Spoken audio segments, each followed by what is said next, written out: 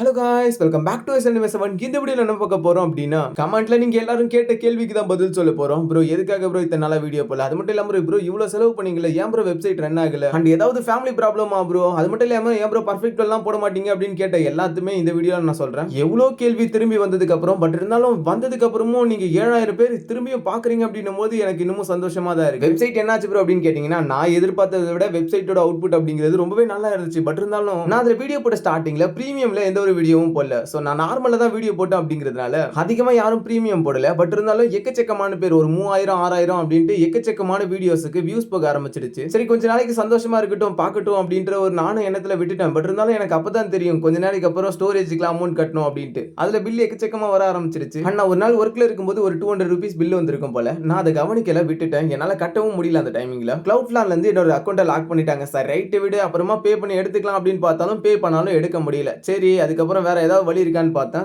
1000 rupees கட்டினா எடுக்க முடியும் அப்படின்னு சொன்னாங்க. ஆனா இது எந்த அளவுக்கு எங்களால நம்புறதுன்னு தெரியல. அதே சமயத்துல இன்னும் எக்ஸ்ட்ரா வேற இதுல பில் போட்டுக்கிட்டே இருக்காங்க. நம்மளுக்கு செட் ஆகாது அப்படின்னு சொல்லிக்கிட்டு நம்ம வேற ஏதாவது ட்ரை பண்ணலாம் அப்படின்னு ட்ரை பண்ண ஆரம்பிச்சோம். அதுல இருந்து அதிகமா ஃபெயிலியர் தான் ஆயிட்டே இருந்துச்சு. இந்த குறிப்பிட்ட காலங்கள்ல எனக்கு இன்னும் எக்கச்சக்கமான ஒரு சில ப்ராப்ளம்லாம் வந்துச்சு. அதை சொல்ல முடியல. நான் எப்படி அதை சொல்றது அப்படிங்கிறது எனக்கு தெரியல. அந்த டைம்ல நான் நிறைய பிரேக் ஆயிட்டேன் அப்படிங்கிறதுனால அந்த ப்ராப்ளம் சால்வ் பண்ணிட்டு வெளியே வரதுக்குள்ள போதும் போதும் ஆயிடுச்சு. அண்ட் நெக்ஸ்டா நான் டப்பிங்லாம் பண்ண ஆரம்பிச்சு ஒழுங்கா ப்ராப்பரா டப்பிங் போய்கிட்டு இருக்க அந்த சமயத்துல எனக்கு மேல் வாய்ஸ்லாம் கொட்டி கிடக்க ஆரம்பிச்சிருச்சு. ஆனா ஃபீமேல் வாய்ஸ் அப்படிங்கிறது அந்த அளவுக்கு பர்ஃபெக்ட்டா எனக்கு எதுவுமே கிடைக்கல. அண்ட் அதே சமயத்துல என்னோட காலேஜ்ல இருந்து சில ஃபோன் கால்ல வர ஆரம்பிச்சிச்சு. 8th செமஸ்டர் உங்களுக்கு தெரியும் அப்படிங்கிறதுனால அவனை வேலைக்கு போக சொல்லுங்க அப்படிங்கிற மாதிரி சொல்லிக்கிட்டு என்னோட பேரண்ட்ஸுக்கு கால் பண்ண ஆரம்பிச்சிட்டாங்க. நான் இந்த இடத்துக்குள்ள டப்பிங் பண்ணலாம் அப்படிங்கிறதுக்காக எல்லாத்தையும் ஃபுல்லா செட் பண்ணி வச்சிருக்கேன். அது மட்டும் இல்லாம எனக்கும் சரி வேற வழி இல்லைன்னு தோணுச்சு. ஏன்னா ஆல்ரெடி நிறைய லோன்ஸ்லாம் கட்ட வேண்டியது இருக்கு. எனக்கு லோன்ஸ்ல இருந்து ஒரு பக்கம் கால் வந்துகிட்டே இருக்கு. இதனாலே என்னால வந்து நிறைய பேருக்கு கால் அட்டன் பண்ணி பதில் சொல்ல முடியல. என்னோட ஃபாலோவர்ஸ்லாம் கால் பண்றாங்க. எல்லா ரிஜிஸ்ட்ரேஷனுமே வேற வேற இடத்துல இருக்கு. சோ எனக்கு கன்ஃபியூஸ் ஆகுது. ஒரு சில பக்கம் யாராவது லோன்ல இருந்து கால் பண்றாங்களா இல்ல ஃபாலோவர்ஸ் தான் கால் பண்றாங்களா அப்படின்ற கன்ஃபியூஷன்ல நான்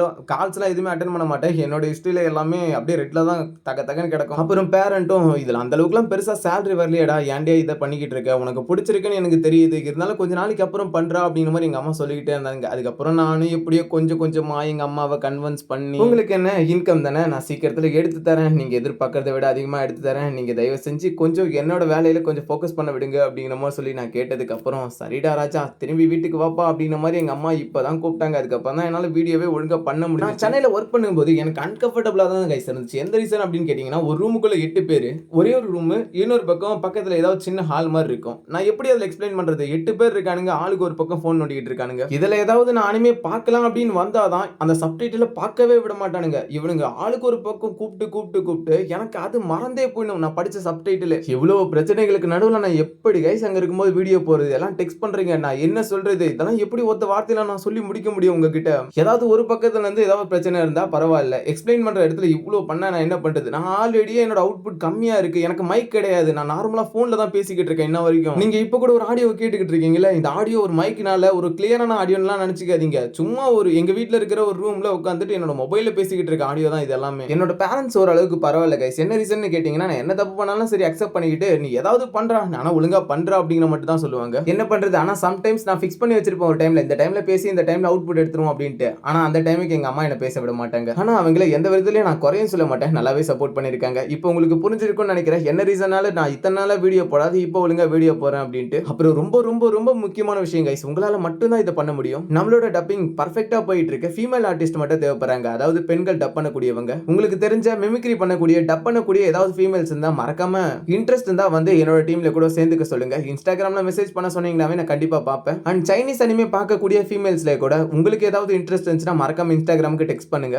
டப்பிங் பண்றதுல இன்ட்ரெஸ்ட் இருந்தாவே போதும். ஸ்கில்ஸை டெவலப் பண்றது அப்படிங்கிறது ரொம்ப பெரிய விஷயம்லாம் இல்ல. ஏன்னா எனக்கு எடுத்தவனே எந்த ஒரு ஸ்கில்ஸும் இல்லை. ஸோ அதனால தான் சொல்றேன். அதே சமயத்தில் ஏதாவது திறமையா டப் பண்ணக்கூடிய பசங்க இருந்தா கூட எனக்கு பிரச்சனை இல்லை கைஸ், வாங்க நம்ம ஒன்னா சேர்ந்துக்கலாம். சேலரி கூட நம்ம பேசிக்கலாம், எந்த விதத்திலையும் கவலைப்படாதீங்க. நம்ம பண்ண போறது கொஞ்சம் பெரிய ஒர்க் தான், அதனால கண்டிப்பா சேலரி வரும் அப்படிங்கிற ஒரு நம்பிக்கையோட நம்மளால இதை பண்ணி முடிக்க முடியும் அப்படிங்கிற ஒரு டார்கெட்டை ஃபிக்ஸ் பண்ணி நம்ம போனோம்னா கண்டிப்பா நம்மளால முடியும். அண்ட் முக்கியமான விஷயம், நான் வீடியோ போடுறதுக்கு எனக்கு தேவையான வீடியோஸே கிடைக்கல கைஸ். சம் டைம்ல டிசம்பர் மாசத்துல ஒட்டு மொத்தமா காப்பி ரேட் அடிச்சு இருக்கிற எல்லா வீடியோவும் டெலீட் பண்ணி விட்டுட்டாங்க. ரெக்கவர் பண்றதுக்குள்ள போதும் போதும் ஆகி போச்சு. நான் சப்டைட்டில் ப்ராப்ளம் இப்ப கூட புலம்பிட்டு இருக்கேன். எல்லாத்துக்கும் காரணம் இது வேற ஒரு வெப்போட வீடியோ. இப்பதான் வீடியோ எல்லாமே ரெக்கவர் பண்ணேன். இப்ப சப்டைட்டில் கொஞ்சம் நல்லாவே இருக்கு. பர்ஃபெக்ட் வேர்ல்டையும் பண்ண முடியும்னு நினைக்கிறேன். பர்ஃபெக்ட் வேர்ல்டும் இதனால தான் ஸ்டாப் பண்ணி வச்சிருந்தேன். பர்ஃபெக்ட் வேர்ல்டு ரெனகடி மாடல் முடிச்சதுக்கு அப்புறம் சீக்கிரமா போடலாம். ரீசென்ட் டேஸ்ல ஒரு பொண்ணை பேஸ் பண்ணின ஒரு மெயின் கேரக்டர் வச்சு ஒரு அனிமே ரெடி பண்ணியிருந்தாங்க. கிராபிக்ஸ்லாம் தாறுமாறா இருந்துச்சு. லைக் எந்த அளவுக்குன்னா எபிசோடோட ஆரம்பத்திலே ஒரு துரோகத்தால அந்த பொண்ணோட இதயத்தை தன்னோட பாடிக்குள்ள வந்து தனியா பிரிச்சு எடுக்கிற மாதிரி ஒரு சீன். கிராபிக்ஸ் சொல்ல முடியாது, ரெனகேட் இமார்டல் அளவுக்கு இருந்துச்சு. ஸ்டோரி நான் போய் பார்க்கல, பட் இருந்தாலும் ஏதாவது ஃபீமேல் வந்தாங்கன்னா கண்டிப்பா அவங்க கிட்ட அந்த வீடியோவை கொடுத்து டப் பண்ண வைக்கலாம். அண்ட் ரீசென்ட் டேஸ்ல ரொம்பவே முக்கியமான விஷயம், ஒரு டாப்பான அனிமே வந்திருக்கு. உங்களுக்கு அதை பத்தி தெரியுமான்னு தெரியல. ரெனகேட் இமார்டலோட சேம் ஆத்தர் எழுதின ஒரு ஸ்டோரி. சிலர் வில்லே டன்னல் கூட பார்த்திருப்பீங்க, அதை கூட ரெனகேட் இமார்டல் ஆத்தர் எழுதுனது தான். யார் யாருக்கு தெரியும் தெரியாது, பட் ஸ்டோரி எல்லாம் சொல்ல வார்த்தையே இல்ல. புதுசா வந்திருக்கு அனிமே, அதுவும் சூப்பரா இருக்கு. ஆனா அதை எப்படி நான் போறதுன்னு தெரியல. டப்பிங்ல தான் ஏதாவது பண்ணலாம்னு இருக்கேன். ஏன்னா ஆல்ரெடி யூடியூப்ல நிறைய அனிமே எடுத்துட்டேன். மறந்துடாதீங்க, நான் உங்ககிட்ட ஃபீமேல் ஆர்டிஸ்ட்டுக்கு நிறைய கேட்டிருக்கேன். என்னால தேடி கண்டுபிடிக்க முடியல அப்படிங்கிறதுனால தான் உங்ககிட்ட இப்போதைக்கு ரெக்வஸ்டா கேட்டுக்கிட்டு இருக்கேன். தமிழ்நாட்டுல கிரன்ச்சி ரோல் அளவுக்கு ரீச் ஆகலனாலும்